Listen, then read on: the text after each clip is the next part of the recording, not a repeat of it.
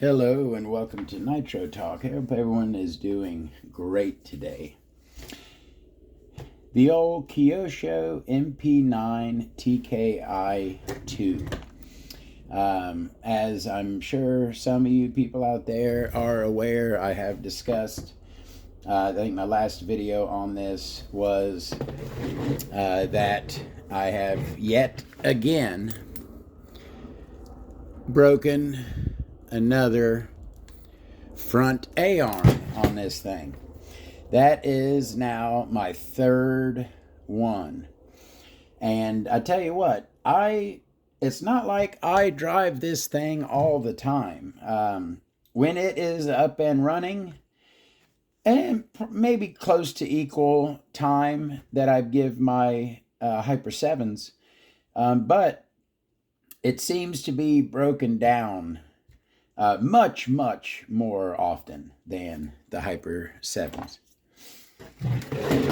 You know, I was looking, I don't know why I keep, every time I need a front arm, I have to search and figure out which part number I need. I need to write it down somewhere. I believe it's IF427B. You can't put TKI4 arms on here. But the arms that go on here are for TKI 2 and 3. And actually, they're not. I was thinking that they're probably going to start getting more and more expensive and harder to find. But it seems as though there is a pretty good supply of them out there at pretty reasonable prices. I have a set in my cart on eBay right now for I think around $12, $13 shipped. That's not too bad for a pair of front lower A-arms. That is not bad. But here's the quandary. Here's where I am at with this car. So not only did in the wreck that took out the A-arm, not only that, but I lost the lower shock retaining pin. So that's the one in place on that side. And as you see, the one over there is missing. Now, I could certainly just throw a screw in there, okay? I do not have to get the proper Kyosho part shock retaining pin. I can rig something up to keep that lower shock in place. I'm not worried about that. So really, all we're talking about to get this thing going again is the set of lower arms, really just the one, but they come in sets. So here's what I'm thinking about this thing. And it's not in that different of a position than the Hyper 7. They are both quite old chassis, okay? The Hyper 7 is at least 15 years old, and I would probably say this is getting close, if not there itself. So, what I'm thinking on this thing is all right, that's okay. Yes, those front arms are pretty cheap, $13. That's not bad at all. But what I am worried about is if I keep running this thing and I start breaking stuff, like if I bust one of these front knuckles. And I tell you what, this thing is outfitted so nicely. Nothing cast. There is not one cast part on this vehicle. Everything is CNC. CNC knuckles in the front, CNC uprights in the rear, all universals, all the way around, front, center, left, right, back. Little dirt on that one, but and it's actually not, it's getting a little wear. So let's look here at this drive cup coming out of the rear differential. All right, we got a good view there. Now it's opened up a bit. You can see it's not brand new. But look at that pin. Look at the pin on the universal right there. That pin does not look like it's damaged at all. It appears, sorry, let me get, there we go. That pin appears to be fully round and not wearing at all. And this stuff is not new. This buggy is, like I said, it's quite a few years old. Shocks are amazing. Everyone who is familiar with the Kyoshos know that they have one of the best shock packages in the business. And they are absolutely fabulous. I'm worried that this thing may start becoming a money pit. That is what I am worried about on this. If I start breaking some of these really nice, high quality CNC parts, it is not going to be cheap to replace them. I guarantee I'll be paying probably 40, 50 bucks for front knuckles if I need one. Can we get a view on that universal? Yeah, can't really get up into that center. Yeah, I can't really get up in there. But yeah, it's got universals in the center drive line as well. They don't look that bad. Oh, look. Oh man. That's why you love the Kyoshos, right? This thing is old, it's dirty, but look how it rolls. That drive line is so free. It just rolls so beautifully. Ah, man. I do really like this thing. Don't get me wrong. This is an awesome buggy. The body's starting to get beat. I bought this body brand new. You know, maybe I have ran it a pretty good amount because I did buy this. Well, it ain't that bad a shape. It just, this front section I've had to repair. See my drywall tape and Chugu repair on that. That's kind of because you kind of got to twist it around to get through the front shock tower there. Is that front shock tower bent? No. But I do need to repair this. It came apart right there. See that? I do need to repair that. That's not too bad. I'll be able to fix that up.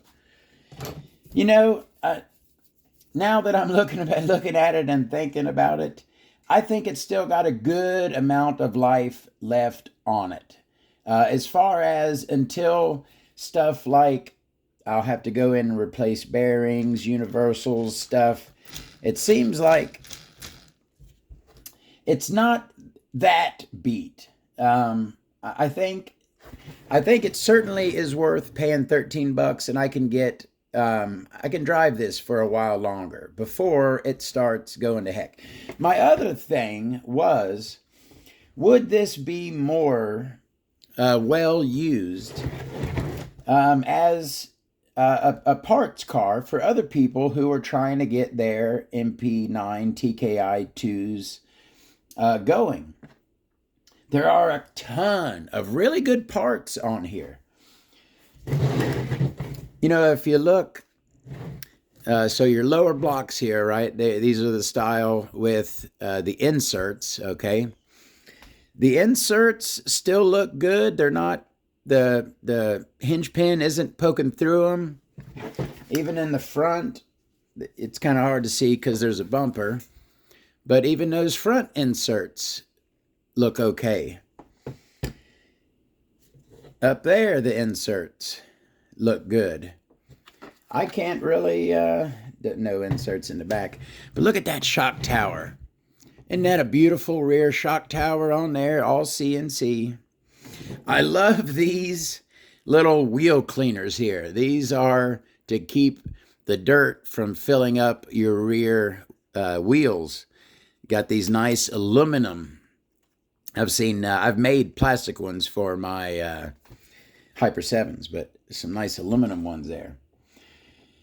I guess I'm going to go ahead and order that arm. I'm going to put an engine back in it, and I'm going to run it a while longer. But I tell you what, either I need to drive better or I need to figure out something, because I don't want to keep breaking arms on this thing. Is it?